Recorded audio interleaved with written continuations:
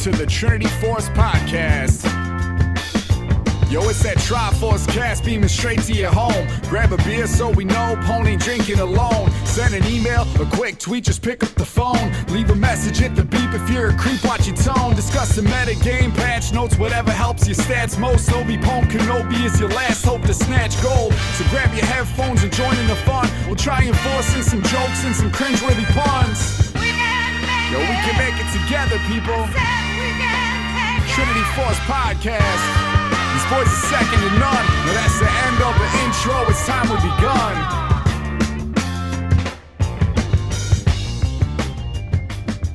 Now it's terrible. Now we're in episode 392 of the Trinity Force Podcast because that's how we transition really poorly. Professional. It was such a good time. I could have done it at when it should have happened, but maybe somehow we'll splice this and it'll sound funny. I'm sure, or neither. I'm sure it'll be beautiful. Lansford do a bang-up job, like he always does. That he does. So could not be more grateful for that, man. Guys, this is our second episode without our fearful leader. Who? He is still on his cruise, getting very drunk. He actually messaged us earlier today saying, "I'm really excited to hear some of these podcasts." I'm sure he's not. I'm like, I don't think you are. You're not going to want to hear anything besides pillows. Well, and you can sleeping. be excited only to be let down. I mean, that's true. That could be NA fans for most of. I see what you did there. The wounds, man. It's cool, man. I actually watched a good bit of Worlds. I watched just because almost all of it. I think I watched most. I had so much time when I got back from a wedding on Sunday that after the wedding on Saturday, I was so tired that I got like pizza on my Uber ride home and then loaded up Worlds and passed out on the couch as I ate it. So I was really classy. Nice. Thankfully, I got rid of the tux. Got rid of the tux first. If you get the insurance on that, what does it fucking matter? You rented it. I did not rent it. I bought it. So it then you want to take that really off. Bad. Yeah. Don't worry. Good man. You own a tux. I need to do that. Yeah, I was best man, so it was kind of important that I maybe not that I needed to buy it because I was best man, but because I thought you it look was really somewhat presentable. Well, Jeans and I'd t-shirt. like to look presentable in the good? future too. Yeah. One of these days I'll just tuck shirt on the stream, which we're not having right now because again we're not streaming these episodes Sorry, while he's gone.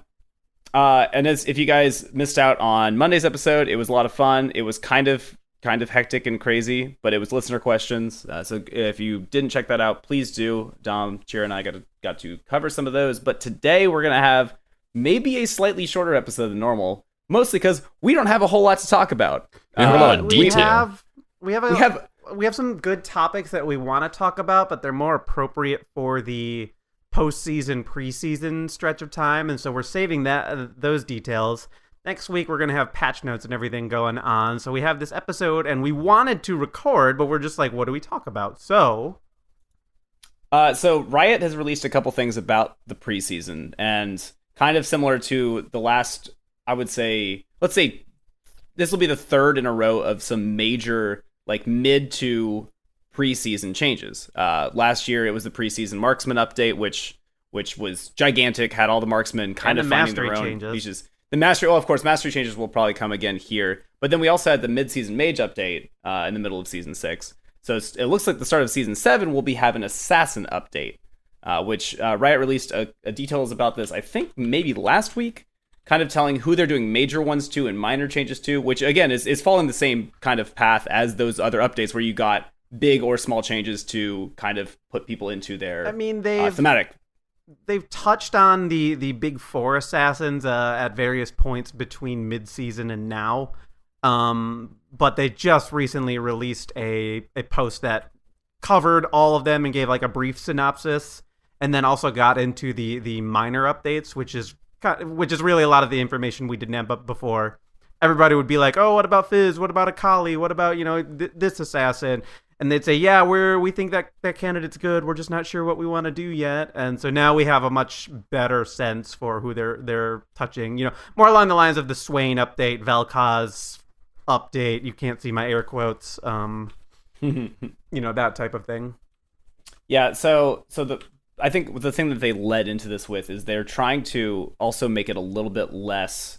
The sentence they have here is fed assassins feel pointless to play against, while trailing assassins feel pointless to play as or with. which is very fair if you played this game and had an assassin in your game, which means you've played any more than 2 games ever, then you've seen this. Like Yes, a they're Fed, all like a snowballing. Fed, yeah, they're super snowbally, and I think that I think Riot's kind of toning. They're playing around with a lot of things like over the last couple seasons, but I think this is one that they are trying to even out a little They bit. want Not a have middle as much ground, snowball yeah. as last season. Like season 5 was hugely snowbally, I think, in comparison to the other ones when dragons started happening, or different dragons and.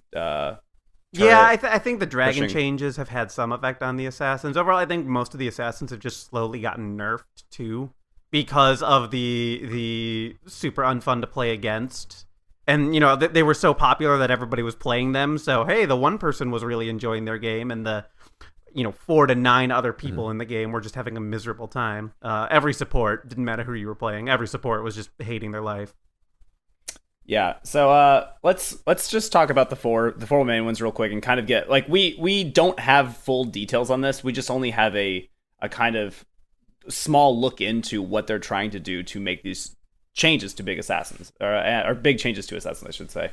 LeBlanc is the first one they talk about, and from obviously we're not going to read these paragraphs because that would be a very boring podcast. You could go look this up yourself. We could just advertise this one as the audiobook episode. Hey, I don't have a lot of voices, so I'm not going to do that. I even can though read I'd it. love to. LeBlanc is supposed to be a deceptive illusionist, but in a game that's mostly expressed through clever use of distortion. You get the idea. I was about to take the headphones off I and just read come back in through like her 5 minutes. description, and it sounds like they're changing her more than anybody else in here. Like they're really doing a lot of crazy things with LeBlanc because. I mean, it reads like they want her to kill you, but not realize that you're being killed by her. I think she's missed the mark the most in how they originally designed her, right? The first sentence, which I just read, is exactly how she was envisioned to be deceptive, to be someone that can outthink her opponent or juke her opponent, that kind of stuff. And like you would kind of see people like Civ HD do that with LeBlanc, where they would bounce back to their original W point and juke somebody out and go hoo hoo hoo hoo hoo, and everybody laughs in chat. But she doesn't really have that many opportunities to deceive people. Well, and which part is of her that theme. is because that deception tool is also a big damage tool for her. Yes. I mean, Right. that's- Why use that for deception? You can just kill them. yeah. And ultimately, all the deception comes in play in her ult right now, but even that's not deception. That's just, okay, use her ult to also deal more damage. Which, the kit as it is not, it's frustrating to play against if she is one-shotting everything on the board. But by and large, it doesn't, I don't know, I don't feel like she's in that bad of a spot. I'm sure her win rates They've done the best they could. Yeah. It almost makes me wonder if they would have just been better off calling her something other than the Deceiver at this point. just give her a title. Just give up at this point. Good. Yeah, I think that they're going to end up. One thing that they talked about is her passive, kind of briefly, because obviously her passive, all it is used for really is for mind games. All you can do is kind of use to juke somebody, and that's it. You can't. It doesn't do damage. It doesn't. It might soak some, obviously, but that's you winning the mind game. I think that what they mentioned here is that they're trying to also make sure that when LeBlanc does her kind of patented W, potentially R to increase the range, like blow up but get a ton of distance and then be able to juke back away by re-hitting the button combo, they're saying they're going to increase the window that somebody can retaliate to that, which I think is good because that has very little counterplay when somebody's ahead, because they just blow you up and you're like, hi, I'm gone, I'm out of turret range, and I might have taken one turret shot, but that's no big deal, you're dead. I mean, they're definitely trying to do that for all of the assassins. Yeah, I was One of the gonna biggest say. problems with them is that assassins have such low reaction opportunity for the people playing against them that they can easily get ahead, unless you're really, really, really focusing on everything that assassins supposed to be doing, going to be doing, possibly going to be doing. And that's what the good players really do, and the bad players don't, and that's why assassins are a terror. But that's also really exhausting to play against. If they can do that across the board without completely new range assassins, so they're not even pick worthy, they don't do any damage, then I think this would be a huge success. Just the fact that you'd have the opportunity to fight back against an assassin. You don't have that now.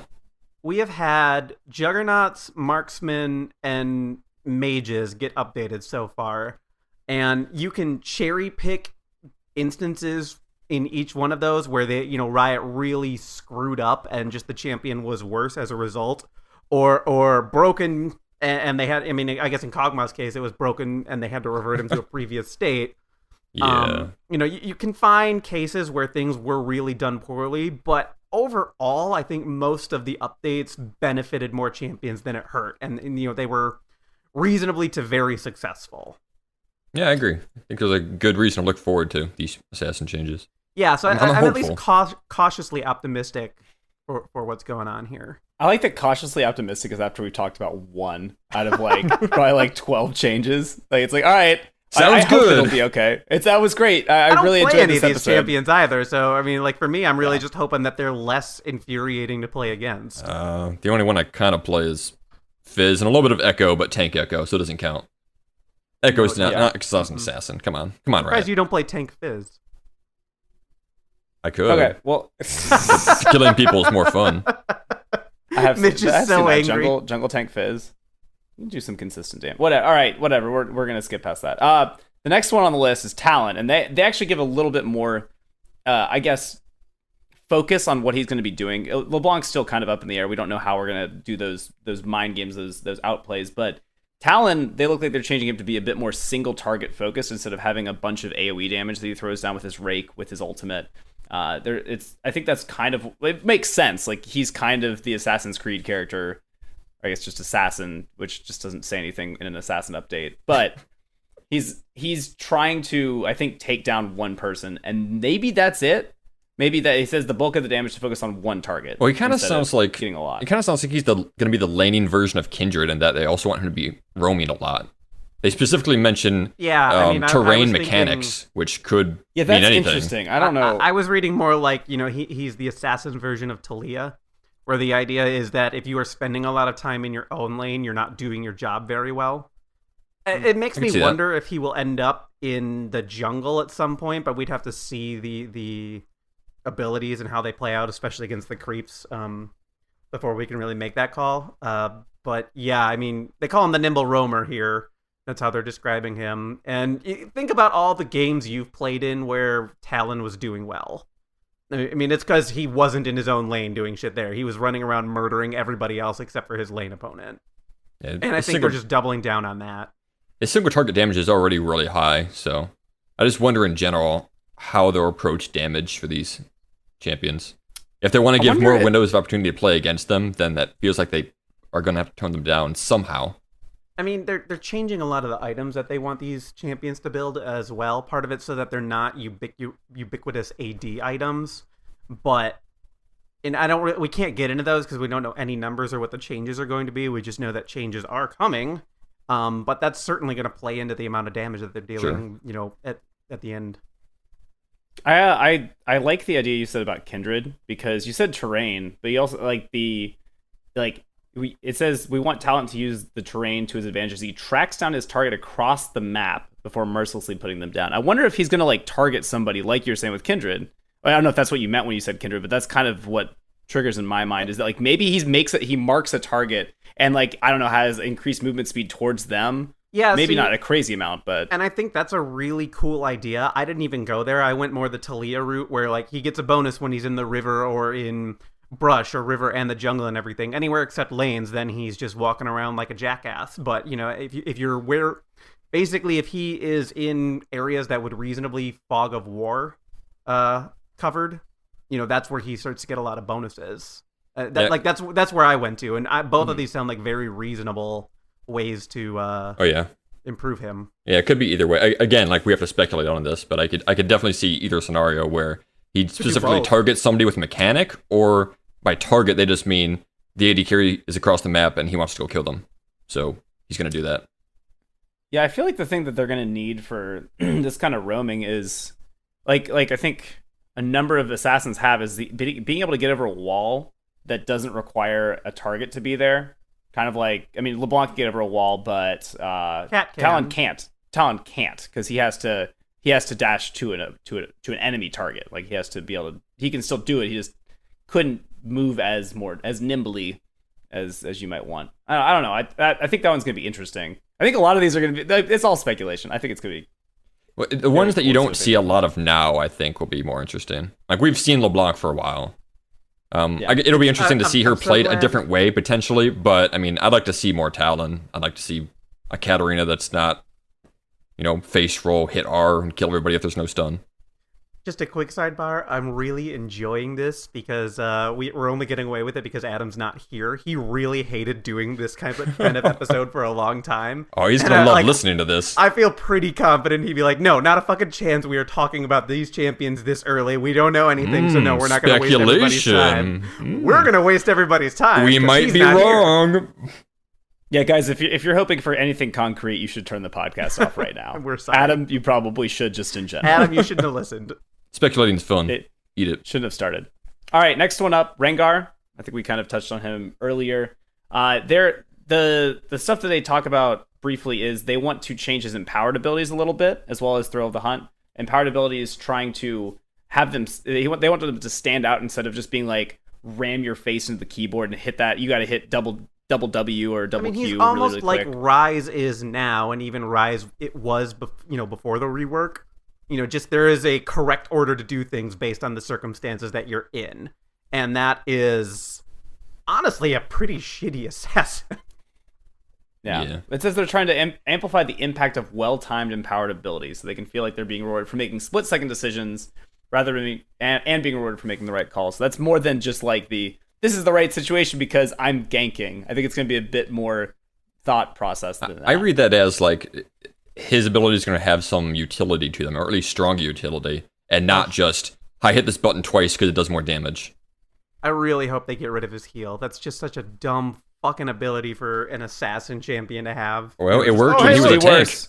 Look, It used to be worse, man. I know Yeah, it used to AP be and worse. Rengar. I still don't like playing against that champion. And it's not even because he is usually hunting me down. He more often than not, he shows up and kills the AD carry before I can do anything. I found one champion that I like to use to deal with Rengar, and I'm not going to reveal that to the world.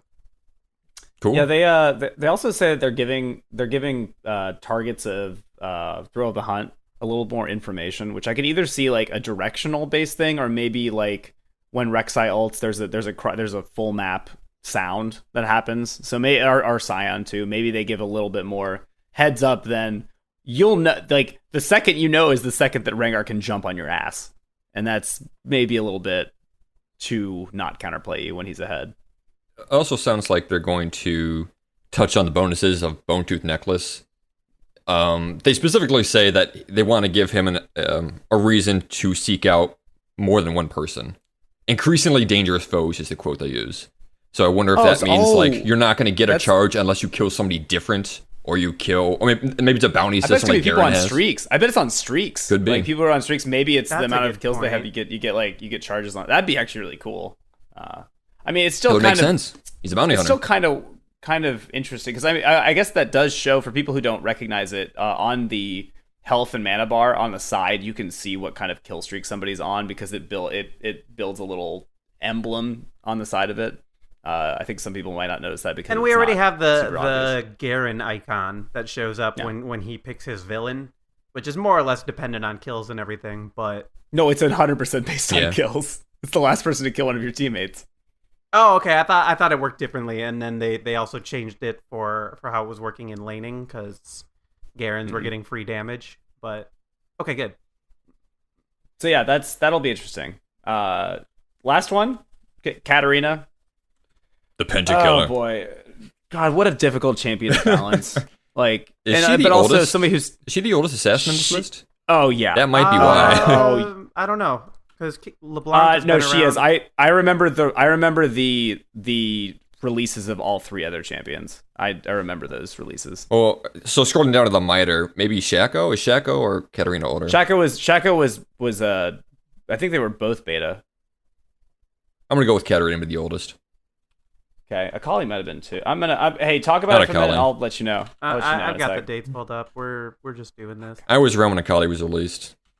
This is also good podcasting information. Oh, we're so guys. prepared. Aren't I was you just really happy curious about this? because, she is the one that kind of struggles the most as far as a gameplay perspective, where she just feels really clunky and that her entire kit is feast or famine. You get the kill, you get a reset. You get the kill, you get a reset. If they don't have a stun, you get your full ult off. I mean, The funny part is she's pretty successful in even in Plat Plus.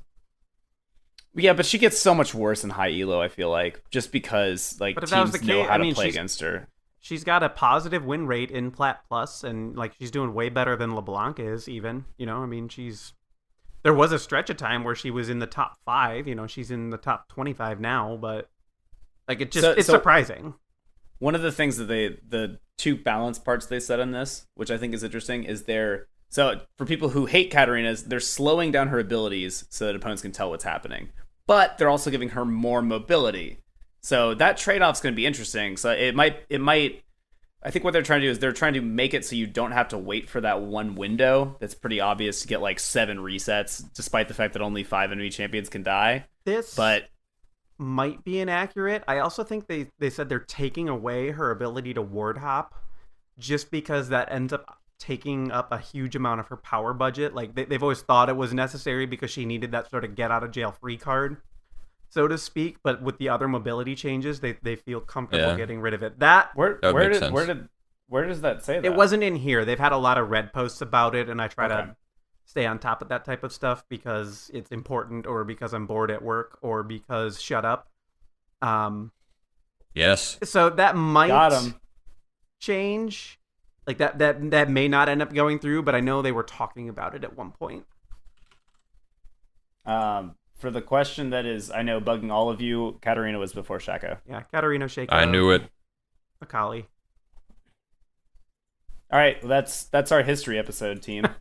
No, do you guys have any specific ones of the minor assassins you want to talk about? Because there's just a quick rundown: Fizz, Kha'Zix, Echo, Shaco, Kali, and Zed. So the only one I go through and read and think, oh yeah, this person needs a little bit of work is Zed. And even in their own description, they say, he's badass already, and they're concerned that he's a bit too consistent and everything. Just reading the description makes it sound like they are changing him just for the sake of changing him, like they did to Vel'Koz during the Mage update. And that's widely regarded as a failed update. So I don't know why they're doing this. Back on it a little bit. Yeah, I don't know why they're going through with this change to Zed if they don't really believe that he needs it. Like, yeah, that's what it comes down to. I read the Zed changes and I don't feel like they believe he needs to do it. It just seems like they're doing it because they're touching on other assassins and Zed is an assassin. See, I don't like this phrase, giving him added benefits for killing the right target with Deathmark. What does that even mean? Well, no, what it means to me is that, okay, you know what Zed does great? He does great at popping a person in the back, and then he could be off waiting for a couple cooldowns, like hanging out. I don't like the fact that he might pop a target and then be incredibly influential still in the team fight, and more so than normal. I don't like that. That scares the shit out of me if I'm playing against a Zed who's doing even okay and just gets one death mark. Like that's like the Mordekaiser getting his ult off and being lucky that it goes off. You're like, oh shit, I got this whatever champion now for free to march around, and I've got all those extra stats. Like that sounds. I don't think it'll be that impactful, but I think it's still scary to think about. So the ult I think about when I read a benefit for killing somebody with his ultimate would be Fiora's, and that actually when she actually kills somebody when her ult is on, she gets that healing aura, or if she hits all 4 sides. I don't anticipate Zed getting a healing aura, but oh god, something like that. Maybe an aura that he can stand in for more damage, or maybe a self buff, or something. Something other than Katarina's. All your cooldowns are off cooldown when you kill somebody. Good job. Something other than that, I assume. I brought up Fizz earlier as far as these I was going to say that's the other go. one who I think is okay to talk. I just thought it was funny reading through this because they specify that he's a very slippery, in my words, frustrating champion to play against, and they want to double down on that. They want to accentuate how slippery and hard he is to pin down. I'm excited for that. You said Thanks. the exact same thing before the show, and I really didn't think anything of it. And then just now, I was like, "Oh God, yeah." He's already really annoying. I was banning him just because I hated playing against him, not even because he was good or bad. Like odds were good you were running into somebody who didn't know what they were doing on Fizz, but you still banned him because it was infuriating to play against him for everybody, not just. You finally lock him down, and then he hits Zanya's, and you're like, "I hate my life." Yeah. Well, now there's gonna be more of that. I've blown 2 skill shots just trying to do something against him, and now I'm screwed because I did that. Right. So the other thing that I think we should touch on, because it's actually a bit more bit easier to understand, I should say, than some of the other changes, because we don't have, obviously don't have a lot of numbers on the characters or the items, but the stealth, I don't think we've talked, unless you guys talked about it like last week. No, we haven't. The stealth is changing a bunch, because they're splitting stealth into two different categories. They're going for invisibility, which is short-term stealth. I believe that's kind of like a Kha'Zix ult. You get like a Kali in her shroud, or maybe like Shaco. Yeah, Shaco. It's the short-term stealth that won't be revealed by pink wards. And that's the important change. That's a very important change. The other one is camouflage, which is the tactical stealth, which will be revealed by pink wards, which is more like Evelyn's passive. Evelyn is the only example of that currently in the game, just to be clear. I thought that Teemo in Brush was. No, in fact, Teemo is. They said he's going to even though that should be technically camouflage in this sense, yes, thematically. They said Teemo's actually going to break the rules a little bit because he can go invisible, and as long as he's standing still and people walk by him, they're not gonna. He's not going to suddenly be revealed because that'd be a waste of a passive. He's very restricted. They don't want to try to suddenly change him because of the work that they're doing on Assassins, because he's not. They're going to change Twitch and presumably Vayne to some degree. I think Twitch, they think he gets too long of invisibility. Maybe they're not going to change Vayne. Although I don't know if they don't change her, like all of a sudden she just gets a huge buff from Pink Wars no longer really detecting her. Yeah, that's this is down in the comments, and it's not confirmed by a Red post, but it was the list of the, I guess, non-affecting, like pinks don't affect this, is Akali, Kha'Zix, Shaco, Talon, Teemo, Vayne, Wukong. Whereas long term would be the ones that do get affected by pinks: Twitch, Rengar, and Evelyn. So I think those all kind of make sense just from that. But I think that'll be. I mean, what was it? Was it this season when they took out green wards? Like they're still messing with vision, and I think that's a good thing to keep evolving. But I don't know, like by the end of season 9 or whenever if we're still doing these podcasts, I don't know what vision or wards or anything will look like by that point. Yeah, no limited wards, sight. just right. It actually, this begs the question: are pink wards even necessary now? I mean, basically. Yeah, they can find other wards, but basically all this is good for now is planting a permanent ward that can be seen. I would say that it's 100% still worth it because I agree that they're still worth it, and as long as they're in the game, you should be buying them. Does the game need them anymore? Is what I mean, and that is I did not phrase it that way originally, and I'm sorry. Yeah, I was about to say, I was like, I'm pretty sure that you'd still buy them. Absolutely, still need them as long as they're in the game. Like you should be buying them. You should be buying all kinds of them every game. Does the game need them anymore? It's longer. What if it comes full circle? What if it comes full circle and then pink wards turn invisible again, but are timed? And we go back to season 1. But then they're invulnerable, so now you're just paying for permanent vision. Yeah. The immediate thing I think of is without pinks, you'd be seeing a lot more sweepers. Maybe 3 sweepers, 4 sweepers on a team. 4 would be way too many. There are already 2 on most teams, so I mean, yeah, adding one more is a big deal, but yeah, I don't know. There's been a lot of talk of I guess posts on our law that are complaining about lack of or wanting something extra for supports that gets you a pink ward slot, either from like a trinket upgrade or like a cool trinket upgrade or a sightstone upgrade, something that would give like stop making it so supports need pink wards, their slot for pink wards, even though more people on your team should still be buying pink wards than your support. The moment you make support items give you a free slot for pink wards is the moment that every mage mid laner starts buying Frost Queen's Claim or Eye of the Equinox, whichever one you prefer. Like that's at least in for sure Diamond Plus, probably Plat Plus and everything, and definitely in Pro Play. That's exactly what happens. There's no way to basically give one role an extra item slot without breaking the way things function in the other lanes. Yeah, I remember that if you like yellow wards yellow trinkets used to be able to upgrade to vision or to regular wards. Like I think you got an extra, like I think it could charge to 2 instead of just 1 when you did that. But you used to be able to like trinket pink wards. Yeah, I don't know why they changed that. I don't know either. There's not a whole lot of upgrades for trinkets anymore because those used to cost money too. Yeah, They used to cost money, Yeah. and they were I think they were still level dependent. Level dependent to unlock the ability to upgrade them. well, they're still level So. dependent. You can't get the. They're still level dependent, but I was meaning if people thought that it was only money dependent, and which it was not.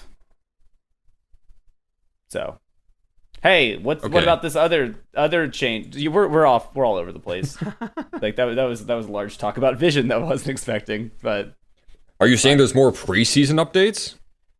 kind of. Look at you. Oh. Hey, oh. so I'm gonna scroll What to are the you, bottom Tim of Allen? this page that came out today. This is hot takes, guys. Hot takes on these issues. Masteries, they're changing. What? That's it. Oh no. That's No the way. entire discussion. I don't believe The it. entire. It's just like it's been every other season, huh? Was Didn't it? think that Next, would you're gonna tell me the happen? jungle is changing. Was it 4? To, Oh my God! Scroll up. Was it seasons 4 to season 5 where they actually didn't touch masteries? There was one season where they Yeah, there really was didn't one. do any work on masteries at all, and it was I think you're really right. weird and confusing. Like seasons 1 to 2, 2 to 3, it felt like they really only did minor tweaks to the. I mean, they were significant, but compared to what we got from 5 to 6, the changes were comparatively minor. But there was one season where they didn't, like one preseason where they really didn't touch masteries at all. They might have fiddled with a little bit of numbers, but you were specking the same way you had been for a season already. I mean, this was the biggest change in terms of. Well, I don't want to say biggest change in like it went from 21-9 to 18-12 sort of masteries. It was still bigger than that. Yeah, Like, I mean, adding keystones was a big deal. Going from no Big change. keystones to keystones was huge. And hey, I really hope they fix their spectator client so that we can see those tier 3 keystones. That'd be nice. It's unacceptable at this point that it's been this long and we can't get that information just by looking at, side champion portraits. So just like with every mastery update, they specify that they want to make these. They want to give the player freedom to pick a mastery based on their playstyle. And at this point, I think that idea is kind of dead. Yeah, I mean, They've tried it every congratulations, season. I mean, you can keep trying it, right? But I mean, people are going to You're pick the changing best thing what for their the hero. The optimal masteries are, Right. And it's going to There's take always people gonna a be week optimal. or a month to figure it out, but they're eventually going to get there. But hey, I mean, kudos, keep it on keeps doing the it. game a little bit fresh. Sure, yeah. Yeah, it's just like, I mean, runes, you're going to have an optimized set most of the time. You're not going to be like, Yep. I'm going to play this way this game, so I'm going to completely screw around these runes. I don't know. That's I also feel you like have to gold per buy 10 those, so it's a little poppy. different. No, GP. you don't. Great. Optimus Tom's nightmare. Oh my gosh. He'd somehow lose to that. All right, so there's a couple other things in the jungle. Like we again, huge speculative things. I'm actually gonna read this one because I haven't actually read through this yet because it came out earlier you today. said you're not gonna. And also because I said I wasn't gonna because I want to again fresh takes. So plants. We got plants, and we're not talking Ivern or Maokai. When we originally gave Camp Smite rewards, we went to allow players to decide. Dom's literally leaving because I'm reading this entire thing. So Bye, it's pretty Dom. funny. We wanted to allow players to decide how they use Smite to secure certain benefits. I'm going to skip a couple things. This makes the whole experience pretty deterministic and doesn't allow for much expression of individual mastery. Moreover, tying that decision to making to Smite. I don't know why I'm even reading this. Good God. All right, never mind. Plants. We're introducing interactive plants into the game and spawning them with some degree of variance. These plants should give junglers and to some degree other players impactful decisions to make without tying those choices to Smite. I don't even know what any of that. Very could vague. possibly but I don't mean. either. To me, that means plants could be, they say, some degree of variance. Maybe some sort of buff that spawns in a one of 3 set random spots in the jungle, and the jungler can hamper it upon it. Maybe they know at what time these buffs spawn. Maybe like in Dota 2, where every however many minutes a buff will spawn in one of these 2 locations in Dota 2. Maybe they can introduce something like that, where a plant could spawn somewhere in the jungle, and then What I worry get is it. going to happen is that this is going to turn into like a more extreme version of the minigame Skarner's already playing whenever he's involved. And my fear is that this is going to end up having junglers spending more time in the jungle, which is not the place they really want to be spending, the majority of their time. Yeah, you got to farm your camps. I'm not saying that's unimportant, and some junglers definitely thrive more when they spend more time farming than they do ganking, but to turn the entire jungle into this thing where two people are just spending all their time in there and basically not engaging with the lanes at all, makes for a really boring early game. I think what they're trying to say is that the bonuses that you get on smites are pretty much like late game. They're completely like it's raptors and maybe wolves. Like let's just say that's clear that those are the two you want late game. You're not getting the Krugs buff anymore, Gromp buff, maybe still not really. But I think what they're trying to say is they don't want that to be solved in the sense that it's clear you need to get those, and you're going to hold off on using Chilling Smite with the blue jungle item or Challenging Smite, whatever. I think they're trying to say like we want to take out the smite. Like you need to save your smite for this specific camp because it'll have way more impact than if you maybe they're taking away that so thought process, which don't tie smite to buffs anymore. I guess is what they're saying. They don't tie buffs to smite. Yeah. Well, they don't want these choices to be tied around smite. Is what I mean. Mm-hmm. So yeah. So you might get those abilities from plants instead, which I don't know what the fuck that means. Well, I think you won't. I think they're gonna be doing something else that technically anybody could be getting. If somebody's roaming, let's say mid laner is going bot and he's roaming through the jungle, he could happen upon a plant and be like, "Oh, this will help me," and pick that up. Oh god, I do not want to see that on like a roaming mid that just gets to clear wards. Like, just get that raptor buff. Yeah, I hope that it might somehow be tied to having like a jungle item. Then all of a sudden you create this new point that your team sort of has to defend, or the opponents, like it turns into the storm altar or those fucking twisted tree line shrines where like you don't necessarily want to even be going for them because it's not the best use of your time. But if the opponent's going for them, you have to go for it to respond because otherwise they're getting advantages. I was kind of hoping, I had it in my head that maybe it was tied to having smite. Like it might be like, so like you can only buy jungle items if you have smite. You can't fuck up and get the wrong ones. But it does say these plants should give junglers and to some degree other players impactful decisions to make. So without tying those choices to smite. I mean, literally, that's different. Yeah. So I was kind of hoping that maybe it was saying like, okay, junglers can go do this one thing themselves, but maybe it's I don't know. It does sound like runes in Dota is what you're saying, Punch, which is interesting. I don't think it's necessarily a bad idea if we've got more objectives to fight over, but hey, put one up in where Baron spawns, because I mean worlds, they're not taking that at all. Whatever that thing is called before 20 minutes. Rift Herald. That's not it. That's too risky. I don't think that's it. Reason. Sorry, I'm smiling, guys. I'm totally joking. They just don't take it in pro play anymore.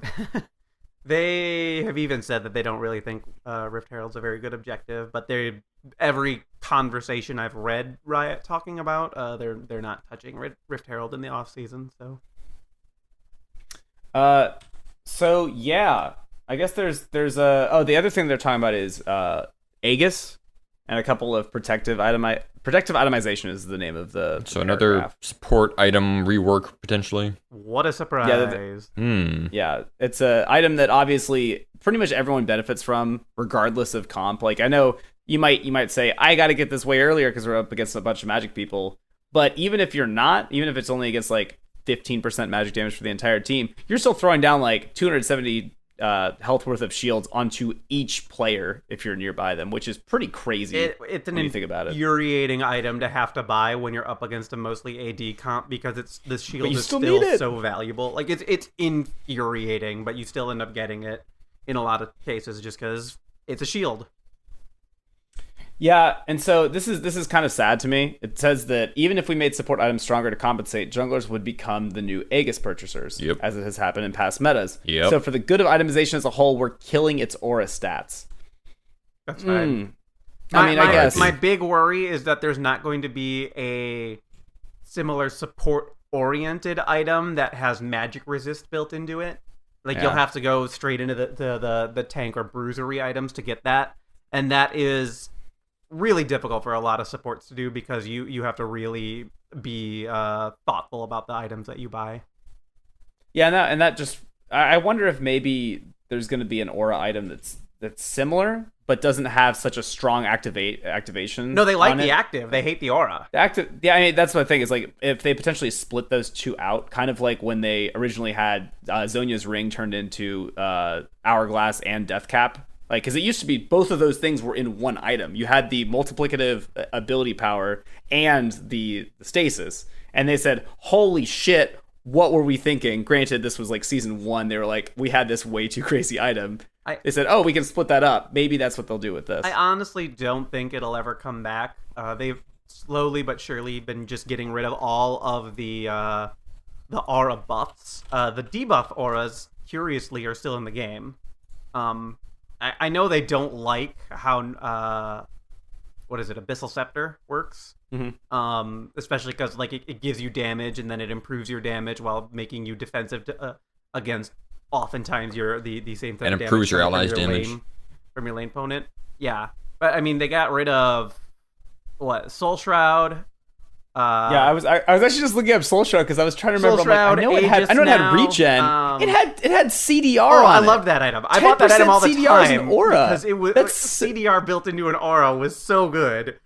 They had to get rid of it. If you think about that now, like imagine that item being back in the game. That would be like every support would have that item. Oh yeah, like, absolutely. No like contest. Oh, I forgot what stats were on it, honestly. Oh, it was aura mana regen and aura cooldown reduction. I mean, just and it had the worst build path, and it gave you none of the stats that a support really wanted to have until. Oh god, it's so gross. But the rest of your team needed it. It's a mana manipulator, which I don't think exists anymore. A Kindle Gem and a Ruby Crystal, and then you combine those. It's just health and mana regen, but flat health and mana regeneration, which is so weird. Yeah. That's such a gross item. Aegis they're getting rid of, the old Stark's Reaver, which was aura lifesteal and armor pen. Oh yeah, that was a weird one. Zeke's Herald. There was the spell vamp one, something of will.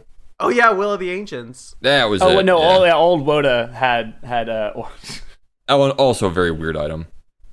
Hey, is your name Vlad? Then you might buy this item. Otherwise, no. Yeah, a couple other Kennen did. And you would usually see them on the same team in that scenario. Yeah, exactly. Oh yeah, that's right. That was like the season double 2 AP, or season 3. Yeah. Oh my gosh, I forgot about that. Guys, we're having nostalgia here. Good times. A little bit of... Yeah. You guys got anything else for preseason stuff or like fun things you want to talk about? Like, I'd love to really go off the rails in case Pone makes it this far into the episode. Oh, he's gone. He's long gone. He's probably long gone. Let's be honest. But even if he was enjoying the episode, he's got more important things to worry about, like drinking beer. Principle. Well, he said he was going to listen to him on the flight back, but I mean, let's hope let's hope by the time he gets this far, if he does, there's an air marshal on the flight who can calm him down. Let's be honest. Yeah, I can just imagine him raging at this.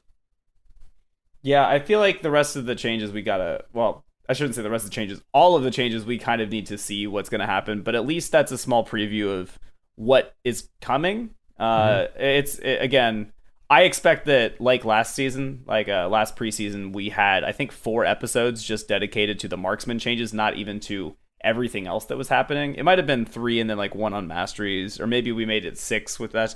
I don't remember. That was a whole year ago. It was a lot of. That's when I started. That's when I came on full time. Yeah. I don't feel like I feel like the marksman one is the only time they had changes that were really adding a lot to the identities of the champions that they looked at. And part of it is because, before that time most marksmen were the same, but they really, really changed the way Graves operates.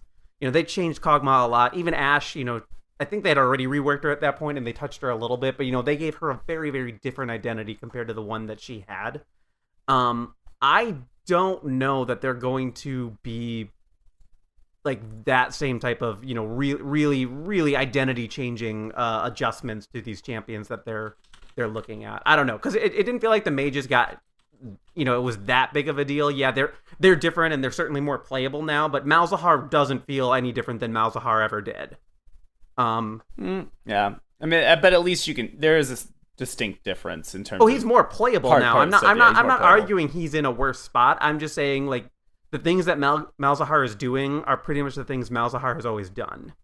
Yeah. And the same with Vlad, in many respects.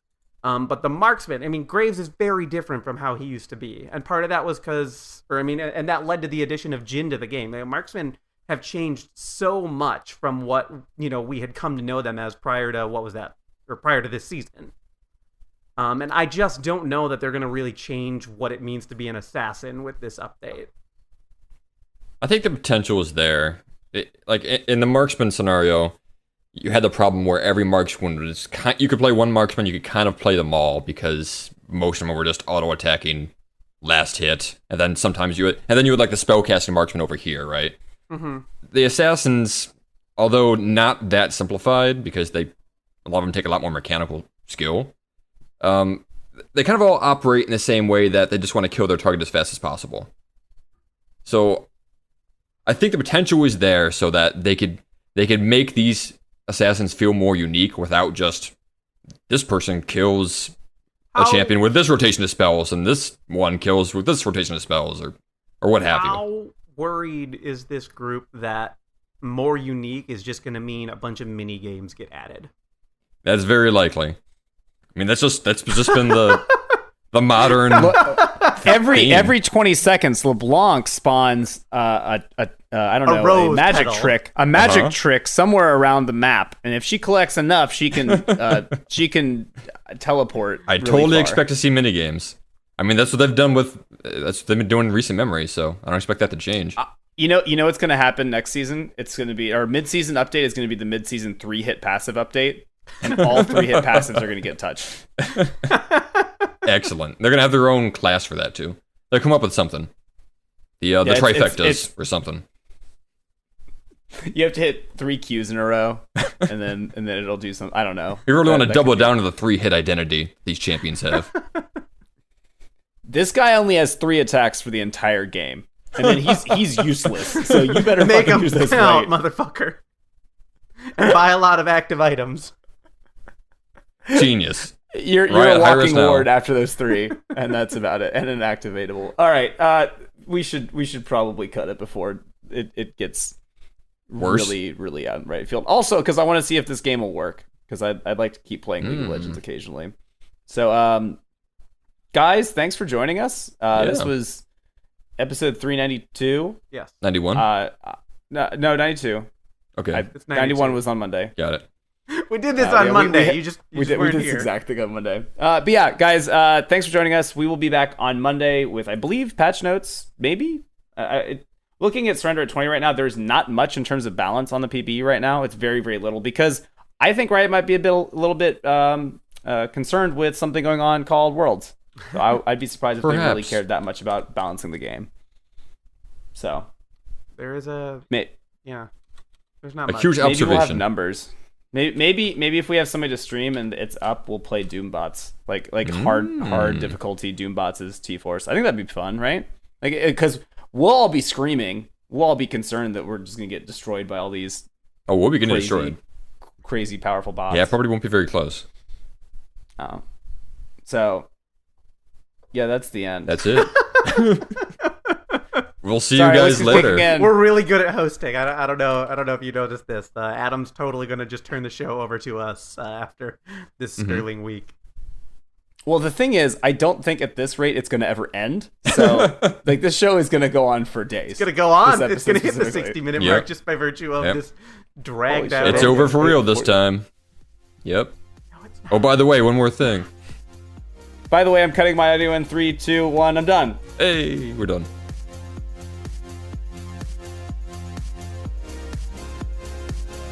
Thanks for listening to the Trinity Force podcast, part of the Trinity Force Network.